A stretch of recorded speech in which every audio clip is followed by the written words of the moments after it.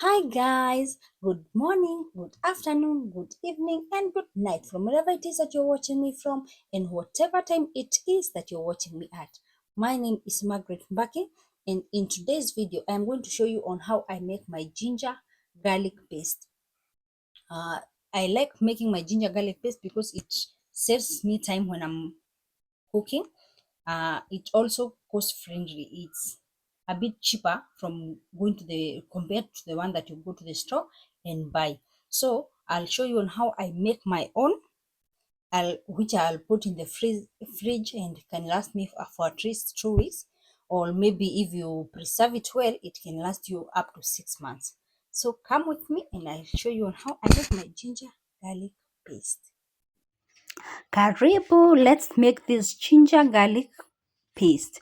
What I'll need is ginger, a lot of garlic, and they're supposed to be of equal parts. Here I had around 7 garlics and ginger, but once I chop them, they are going to be of equal parts. If it's a quarter of ginger, a quarter kilo of ginger should be a quarter kilo of garlic. So I'll remove all the peels from your ginger. You make sure kwanza you clean them well, and then once you remove the ginger, you cut them into small pieces. Me, I'm cutting according to how I know my blender is going to handle it, because I'm using a blender to work on it. If you had a food processor, the better. If you have a grinder, the better. But my grinder is a bit small, so it's not going to handle all of this. So I'm going to use a blender. So I'm cutting it into small pieces to make sure that it fits on my blender. So that was my ginger. And yes, I did not throw away the ginger peels, because those ginger peels makes a good ginger tea. They are still useful. You can boil them and make ginger tea. When it comes to garlic, now this is another work.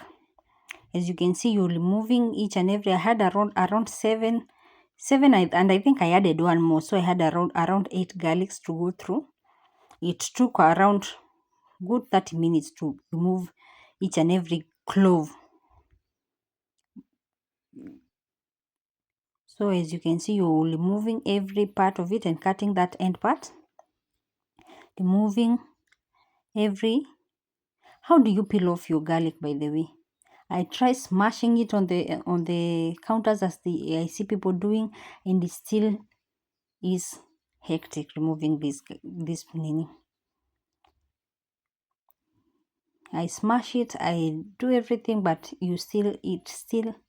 but I think these one were not as fresh as they should be, because once fresh, once it gets easier with the removing of the peels. And as you can see, it still work. I still have some more to go, and you're making sure even the thinnest peeling is not left, making sure it's clean and cutting the ends more and more.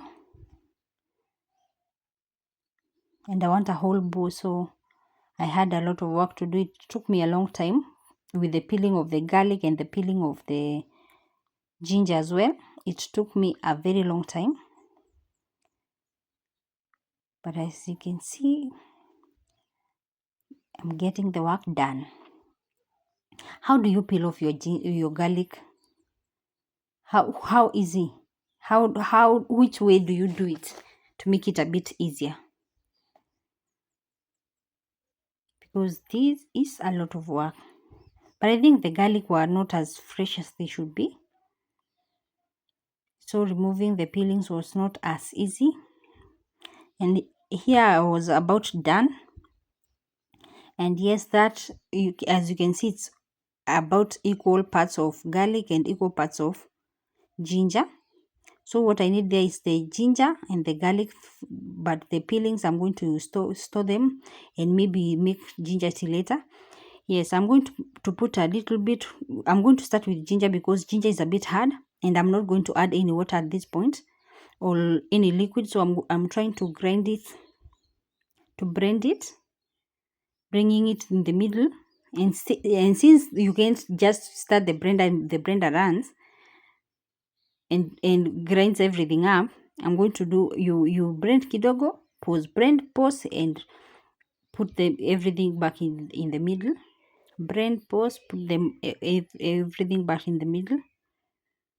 And this is where your patience is really tested, because this is not a grinder, it's a blender. If you had a grinder, it could be a bit easier. So the work here requires a lot of patience. As you can see, it's grinding up, so it's not as big pieces as it was before, but it's blend, pause, blend, pause, blend, pause, until you have the consistency that you need. I'm still going to add the garlic inside there. So as you can see, I'm trying to shake the blender to see if I don't have to open the nini and put them back to near the bread. So I'm going to add the garlic as well. Blend, add more, blend, add more, blend, add more until you're done with everything. I think my ginger and my garlic wasn't as fresh as they should be, because naturally ginger has water and naturally garlic has water. So once you're blending, it's supposed to remove its own juices so that you don't need to add any oil. But at this point, I saw that it was way too hard, so I added some oil. I will add until the blender can beat it well. And at this point, you're blending, pause, bring everything in the middle, blend again, pause, because I think this blender is almost giving up. It has served me for more than 10 years. It's almost giving up, but it's still doing the work, so respect. So I'm going to add a little more oil. I told you you'll need about quarter cup, and you're needing oil because the ginger and the garlic were not as fresh, because the ginger already has its own water. So once you're blending fresh ginger, you'll find that it gives out the water itself, so you don't need to add anything. And if you don't want to add oil, you can add a teaspoon or two of water to rehydrate the ginger so that it can blend smoothly. As you can see, the lower part is blending, so you mix, add the rest of the garlic, and then blend. And as you can see, it has already started becoming a paste. Oh, my blender is almost giving up, but yes, we're still working with it. As you can see, the lower part is already becoming a paste, so it's already forming because of the oil that I'm adding. It's already forming. This is where your patience is tested, because this took me almost an hour. The ginger was way too dry. I didn't want to add any water because I wanted to preserve it. It was going to take a bit longer in the fridge, so I didn't want to add any water. But since oil is used when you're preserving it, I just decided to add some oil. But you can still add water instead of oil. A little bit more water just to hydrate the ginger roots. And as you can see, this is hectic. Blend 2 seconds, turn it, blend, turn it, because the paste is a bit thick, so the blender is not able to turn it around. But if your blender is a bit stronger, you're just going to press once and it's done. This one has given service enough. I think it's about time we change it, but it still has a long way to go. As you can see, it has already started forming a paste. It has already started forming a paste. So you blend kidogo, you turn, you blend kidogo, you turn. I was blocking the view, but yes, what I was doing is just taking the upper part and pushing it down so that it can be blended and you can have an uniform paste. You can have a paste that is uniformly blended, because I don't like leaving chunks in my paste. I want everything smooth. And this goes well with marinating. If you're marinating any meats, especially meats, your fish, you're marinating your chicken, you're marinating your meat, beef, or anything that you're cooking, it works wonders. As you can see, you press, turn it around, you press. It's quite some work, and you need a lot of patience for this.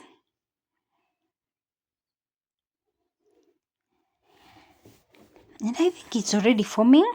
So I think at this point I was proud with the consistency, but I still wanted to beat it a bit more because I didn't want any chunks left. While using it, I don't like seeing any big chunks of garlic. If you like yours, by the way, at this point you can blend to your own liking. If you like chewing garlic, if you like chewing ginger, you can blend it to the consistency of your liking. But for me, I like it smooth. I do have children, so I don't want them chewing something and then they start saying it's bitter or something. So I like it being a bit smooth. So the blending part, if you have a good blender, I think this becomes easier for you. As you can see now, it has already formed a good paste, and I'm proud of that. But a few more bits won't hurt. As you can see, the paste is pasting now. Good. You can see the blender is even able to turn it. So at this point, I'm sure the consistency is what I want. So I guess it's about time now I start storing it, putting it in the jar. But at this point, if at all you want to preserve it to stay a bit longer, let's say you're making a big bunch and you want your garlic to stay for like 6 months or so, this is where before you start jarring them, you add a little bit of salt, because salt does has preservative, and you add about a teaspoon or two of salt and a teaspoon of turmeric. Turmeric is an antibiotic, so antibiotic and antifungal, so it will help from any growth of any bacteria. And salt already has a lot of preservatives. So, and oil, the only preservative I use is oil, garlic, and turmeric. But for this, because it was not too much, I didn't have to add the salt and the turmeric. I added the oil, because the ginger was too thick. Too dry. It wasn't giving me any liquids. That's why I added oil to make it easy for the blender. But otherwise, if the ginger had any waters, you could have just left it that way, because it's not going to take too much time in the fridge. As you can see, it's not too much. But if you're making in huge bunches, mine, I know it's going to be a week or two, because I do a lot of marinating. But if you know yours, you want it to last you longer, when it goes beyond 2 weeks, it starts changing color. Not spoiled, but changing color. You can still use it. But once you add the salt, the turmeric, and oil, you're good to go for about 6 months also. As you can see, I've already put them in the jar. Now you close your own jars, and yes, there you go. You have your ginger garlic paste. There you go. As you can see, nicely done. So if you're new to this channel, please subscribe for more of this content like these ones. Subscribe share, leave a comment. And yes, there you got your ginger garlic paste. There's the paste ready for cooking. Thank you so much. Bye.